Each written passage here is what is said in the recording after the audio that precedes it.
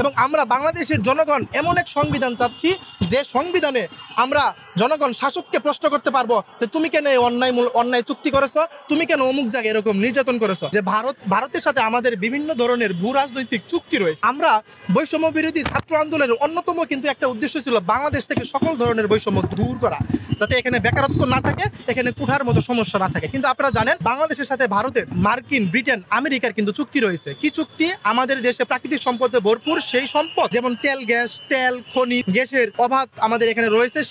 সেই চুক্তিগুলো তাদের সাথে রয়েছে এবং তারা এখান থেকে ম্যাক্সিমামটাই সম্পদ তারা নিয়ে যায়, এখানে কিন্তু সামান্য অংশই পড়ে থাকে। তাহলে কিভাবে এই সম্পদগুলো ইউজ করে বাংলাদেশে বিভিন্ন সেক্টর ওপেন হবে এবং সেই সেক্টরগুলোতে বিভিন্ন ভার্সিটি পড়ুয়া পোলাপানগুলো তারা জব সিকিউরিটি পাবে, তারা তাদের কেরিয়ার নিশ্চিত করবে। এই জায়গাটা কিন্তু আর থাকলো না। তাহলে এই যে ভারত এবং মার্কিন ব্রিটেনের সাথে আমাদের যে অবৈধ চুক্তিগুলো রয়েছে, দেশ বিরোধী বৈষম্যমূলক যে চুক্তিগুলো রয়েছে, অবিলম্বে সেই চুক্তিগুলো বাতিল করতে হবে। এবং আপনারা জানেন ভারতকে আমাদের ভিতর দিয়ে ট্রানজিট দিয়ে দেওয়া হয়েছে, যার ফলে তার 1650 কিলোমিটারের রাস্তা মাত্র 350 কিলোমিটারে কিন্তু নেমে এসেছে। এবং আপনারা জানেন বাংলাদেশের মানুষ ইলিশ পায় না এবং পেলেও তা অনেক চড়া মূল্যে কিনতে হয়। সেই ভারত কিন্তু সেই বাংলাদেশের ইলিশকে বিগত বছরে খুব স্বল্প মূল্যে কিন্তু ইউজ করতে পেরেছে। তাহলে এই সমস্ত চুক্তিগুলো অবিলম্বে বাতিল করতে হবে এবং বাংলাদেশের মানুষ যেহেতু তার রেসপন্সিবিলিটি কাঁধে তুলে নিয়েছে, তাহলে রাষ্ট্রের পক্ষ থেকেও তার রেসপন্সিবিলিটি কিন্তু কাঁধে নেওয়া উচিত। এবং বাংলাদেশের মানুষ যেটা চায় সেই পক্ষে কিন্তু তাদের অবস্থান থাকা উচিত। বাংলাদেশের মানুষ চায় বাংলাদেশে কোনো বৈষম্য সৃষ্টি না হোক, বাংলাদেশের সাধারণ মানুষ তাদের কথা, তাদের মনের কথা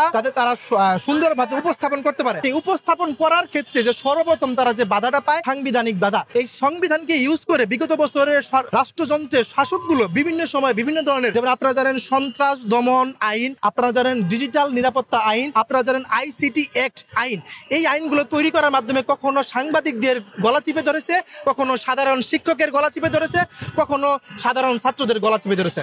তাহলে এই সংবিধানকে ইউজ করে তারা এর পরবর্তীতে যাতে আর কোনো ধরনের এরকম অন্যায় অমূলক লগুলা পাশ করতে না পারে, সেই দাবি আমরা জানাচ্ছি। এবং আমরা বাংলাদেশের জনগণ এমন এক সংবিধান চাচ্ছি যে সংবিধানে আমরা জনগণ শাসককে প্রশ্ন করতে পারবো যে তুমি কেন এই অন্যায় চুক্তি করেছো, তুমি কেন অমুক জায়গায় এরকম নির্যাতন করেছো। আপনারা নিশ্চয়ই মনে রেখেছেন খলিফা উমর রাদিয়াল্লাহু তাআলা আনহুকে। খলিফা উমর রাদিয়াল্লাহু তাআলা আনহুর সময়ে যখন তার কাপড়ের একটা অংশ বেশি হয়ে গেল, তখন কিন্তু জনগণ প্রশ্ন করলো যে আপনার কাপড়টা বেশি কেন? তখন কিন্তু উত্তর দিল যে আমি আমার ছেলের কিছুটা অংশ নিয়েছিলাম।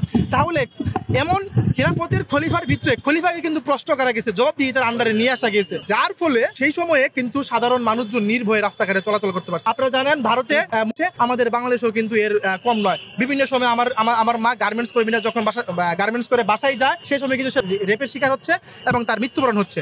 তাহলে আজকের এই সংবিধান, আজকের ওই সেকুলারিজম শাসন ব্যবস্থা সম্পূর্ণভাবে ব্যর্থ হয়েছে মানুষকে একটি সুন্দর জীবন ব্যবস্থা দিতে। কিন্তু তার বিপরীতে রয়েছে ইসলামিক শাসন ব্যবস্থা, খিলাফত রাষ্ট্র ব্যবস্থা, যেটা কিনা দীর্ঘ 1400 বছর ধরে শাসন ব্যবস্থায় এরকম আজকে একদিনে যতগুলো দর্শনের ঘটনা ঘটে, দীর্ঘ 1400 বছরের ইতিহাসে এরকম দর্শনের ঘটনা ঘটে নাই। দীর্ঘ 1400 বছরের ইতিহাসে এমন হতাহতের, এমন নির্যাতন করে গুম খুনের হত্যাকাণ্ড কিন্তু ঘটে নাই। আমরা সেই সংবিধানের, সেই কোরআনের সংবিধান খিলাফত রাষ্ট্র ব্যবস্থার কথা আমরা বলতেছি। আমার পরিচয় ঢাকা ইউনিভার্সিটির স্টুডেন্ট সিফাত।